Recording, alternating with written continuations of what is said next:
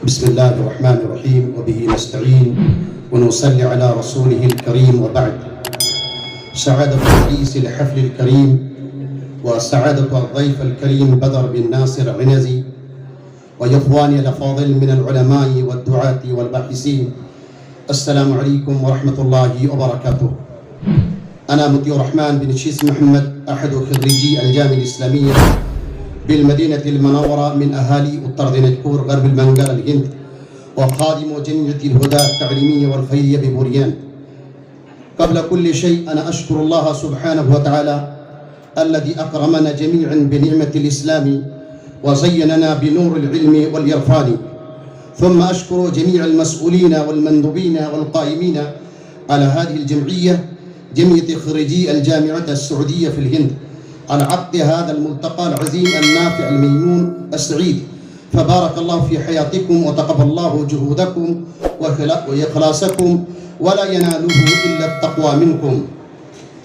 أيها المشايخ والزعماء، أكرمكم الله ربي الكريم، إنني أريد أن أركز أذهانكم إلى شيء مهم، وهي قضية غرب البنغال.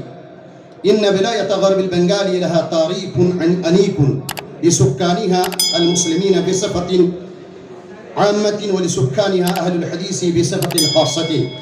ووفقا لإحصائية عام 2011 يعتبر الإسلام ثاني أكبر وأسرع دين انتشارا في ولاية غرب البنغال، ويسكنها أكثر من 25 مليون مسلم بنغالي، وبذلك يشكلون 27 نسبة من سكان هذه الولاية.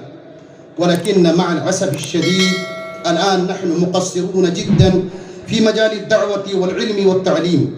ومن الأسف الشديد مع هذه المزايا الجميلة والتاريخ العنيق لا يوجد عندنا أي مراكز كبير من مراكز التعليمية ومدرسة المثالية من المدارس الأهلية على مستوى الولاية.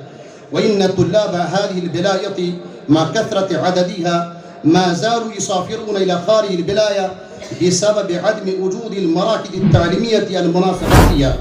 وسابقا ما كانت هذه الولاية مثل الآن، بل كانت هذه الولاية ولاية أهل العلم والفن وولاية العلماء والمشايخ، ومن أبرزهم الشيخ عبد الطاهر كوشلي والشيخ محمد مسلم الرحماني والشيخ عبد الرحمن المزهري والد الشيخ عبد المتين السلفي رحمه الله.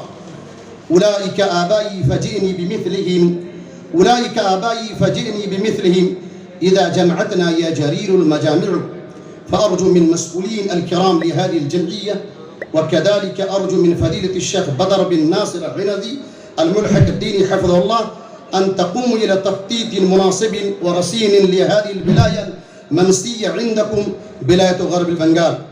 وقبل أن أختم كلامي أقدم إليكم أسمى التبريكات وأزكى التهاني وأطيب الإجلال لفضيلتكم، والله يجزيكم لما تقومون به من نشر الدعوة الإسلامية في مشارق الأرض ومغاربها، وشكر الله مساعيكم التي تقوم بها لرضوان الله تعالى. وصلى الله على النبي. السلام عليكم ورحمة الله. جزا الله فضيلة الشيخ مطيع الرحمن الشيس.